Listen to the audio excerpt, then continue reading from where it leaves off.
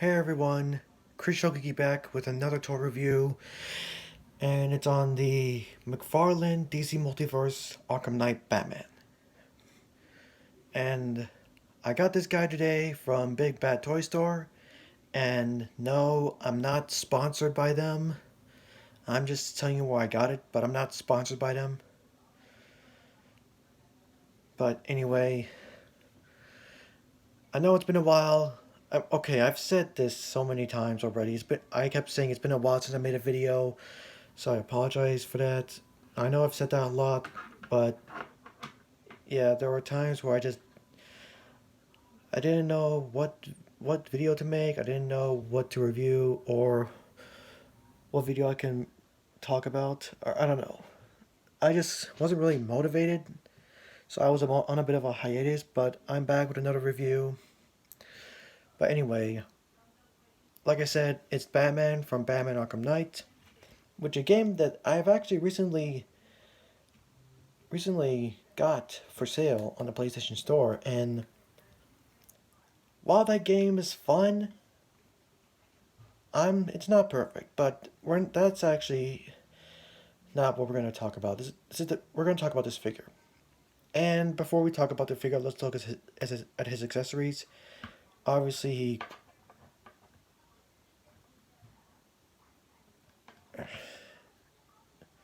he comes with a display stand, the usual bland black display stand with the DC logo on. And it's actually required for this guy because if you can see, he is hard to balance. I'm just going to plug this back in his foot. And it works out the same way. There's a peg on the stand and a peg holes at the bottom of his feet, or his heels actually. He comes with a trading card with a picture of him with the Batmobile behind him, and behind him is his date, and behind is the data file. And if you want to read this, go ahead and pause it. If you want to read this, pause it right now if you want to. But yeah, he also comes with a Batarang, which I like to think that this is actually the remote control Batarang. I mean, obviously the paint doesn't look like it's the remote control Batarang, but with this little symbol here, I would like to think it is. But that's just me. It's actually painted.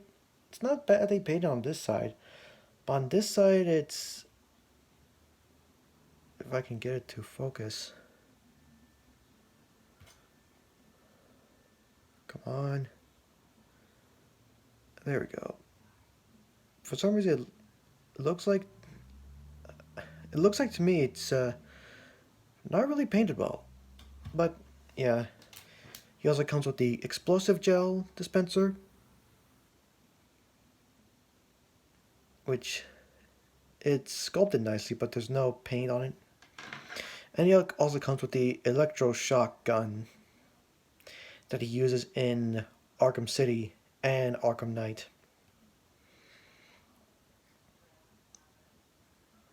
So yeah. But in terms of weapons, these are all he comes with. Honestly, I kind of wish he came with a grapple gun. Now, no, but, oh well. And while we're at it, might as well just get this out of the way. Here's this guy. Here is compared to the Arkham Asylum Batman. Now, this guy wasn't bad per se, but comparing this guy to this actually looks a whole lot better than this, especially in the face. As you can see, the eyes are a bit far apart, which doesn't look right, and I'm not really a fan of the way the face is like a triangular shape here. And the paint job for the eyes just made it look too cartoony or something. And yes, I did do the thigh swivel mod on this guy. And another thing I didn't really like were the single jointed elbows on this guy. I mean, they didn't bend.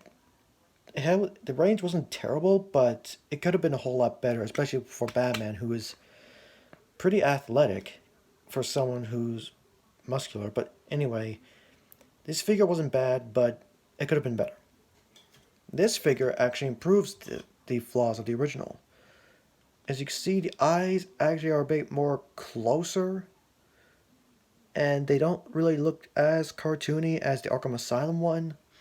And the shape of the face is actually much better proportioned.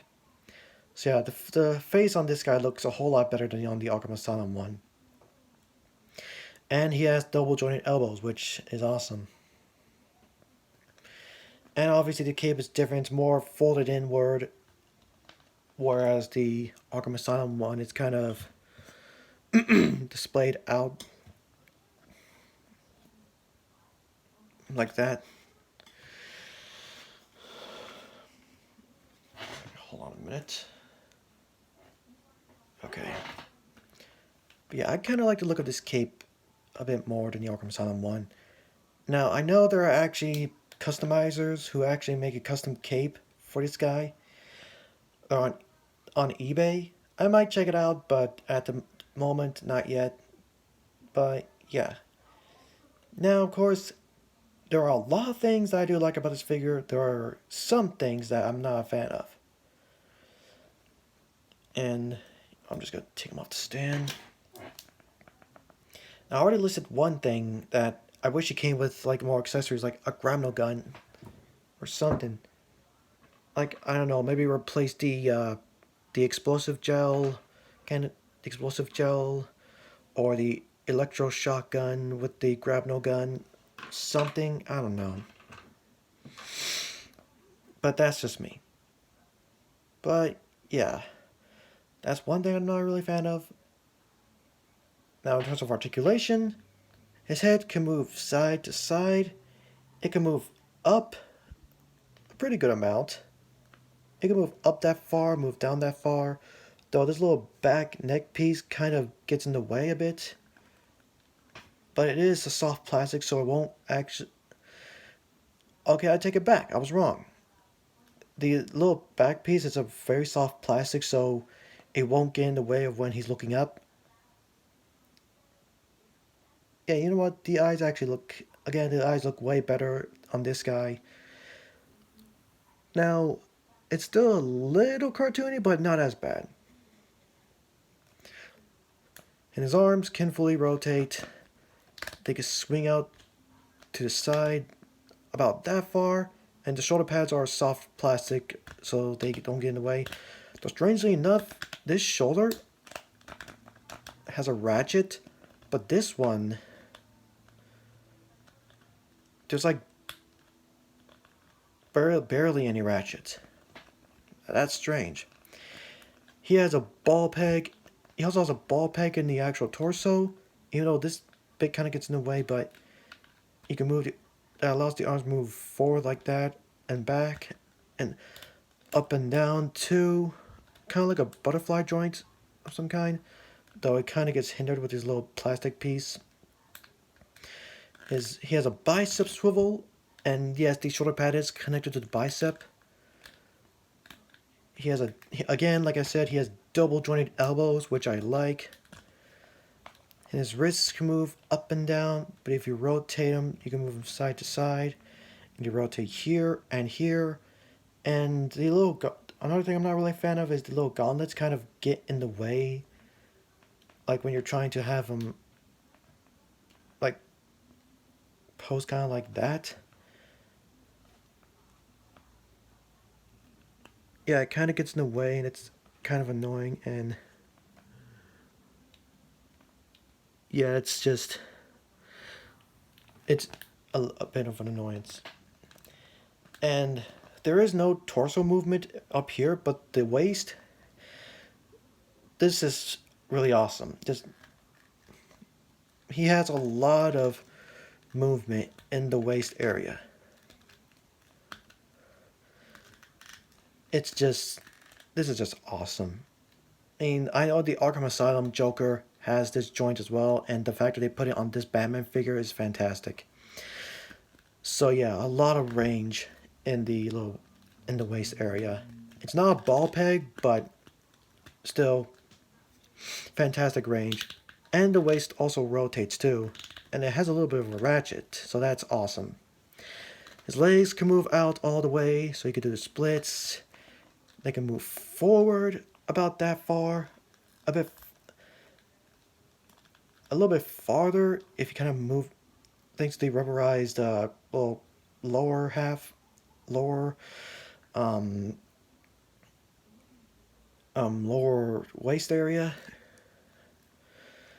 He does have a thigh swivel, but again, with most of the Mcfarlane figures, there's like barely any range. But he has a double jointed knee. It's really tight, actually. And his feet can move forward and back. They can rotate. He has an ankle pivot. And he has toe articulation. So yeah, this guy a whole lot better than the Arkham Asylum Batman. And the Arkham Asylum Batman wasn't bad, but, you know, it could have been better. I kept looking at him and I'm like, it could have been a better figure, but But like I said, if it weren't for the flaws like, you know, having more accessories, the this little piece here getting in the way of his hand movement, and him having trouble trying to get him to stand up. I mean, he's only leaning on his cape. Like, without it, see, he's just... Hence why you need to stand. But anyway, still a fantastic figure. I still like this guy a lot. And I'm glad I got him. And surprisingly, he's actually... I think he's actually better than the DC Direct Arkham Knight Batman. If you guys remember that video I made a long time ago before I actually had this desk. But yeah, awesome figure. I'm glad I got him. But anyway, hope you guys enjoyed this video, and I'll see you all next time.